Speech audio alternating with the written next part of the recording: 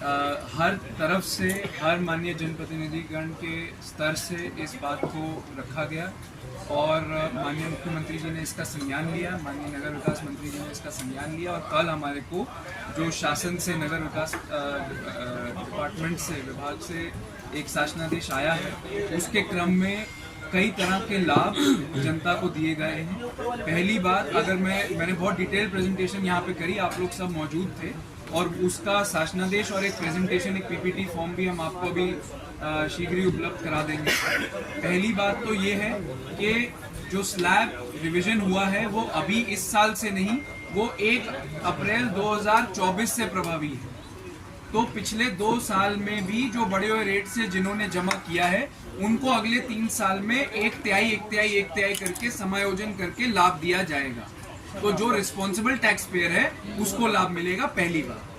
दूसरी बात, टैक्स का रिवीजन इस तरह से किया गया है, जो पहले 2 गुना हो रहा था तो 100% बढ़ रहा था, या 1.25 गुना या 2.25 गुना हो रहा था, अब उसको बढ़ा के सिर्फ 10 से 15% ऑन एन एवरेज, और कोई अगर बिल्कुल छूट की लाभ नहीं लेता तो उसके लिए 20% है। ये क्योंकि एक टैक्स एक स्ट्रक्चर होता है, 12 स्लैब्स में बटा हुआ है, तो हमें ये 3-4 विकल्प बताने जरूरी है। तो अगर कोई सारी छूट का लाभ ले लेता है तो उससे 10 से 12% बढ़ रहा है, और अगर कोई सारी छूट का लाभ नहीं लेता तो उसका ज्यादा से ज्यादा कहीं बढ़ रहा है तो वो 20% है। ऐसी भी बहुत जगह है जहाँ 2-3% घट भी रहा है, ऐसी भी बहुत जगह है। इसके अलावा जिन करदाताओं ने लास्ट ईयर जमा नहीं किया उनको 3 महीने का समय दिया गया, नो पेनल्टी, नो इंटरेस्ट और छूट सहित। वो 3 महीने में 15 अप्रैल से 15 जुलाई तक अपना टैक्स जमा कर सकते हैं। तो अगर मैं इसको समराइज करूं, पहली बात, आपका जितनी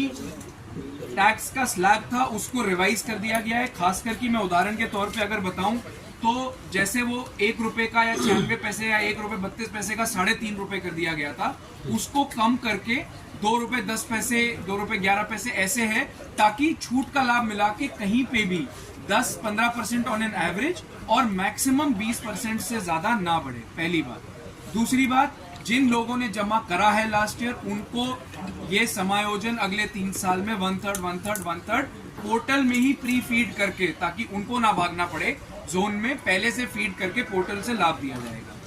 जिन लोगों ने जमा नहीं किया है उनको ये सारी छूटों का लाभ मिलते हुए, और जो एक्ट में छूट है वो 3 महीने में अपना जमा कर सकते हैं। कोई जो ये बात चल रही थी कि 31 मार्च के बाद इंटरेस्ट लग जाएगा, पेनल्टी लग जाएगी, वो सब 3 महीने के लिए नहीं लगेगा। तो एक तरह से आप मान सकते हैं कि 15 जुलाई तक बिना किसी इंटरेस्ट, बिना और छूट का लाभ लेते हुए सारे करदाता रिस्पॉन्स